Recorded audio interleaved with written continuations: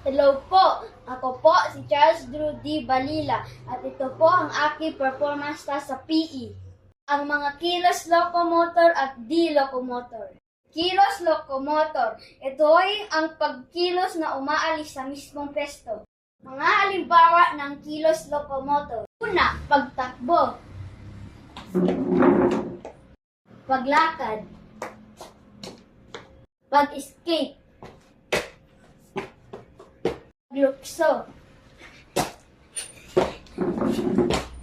D-locomotor ay ang pagkilos na hindi umaalis sa pwesto.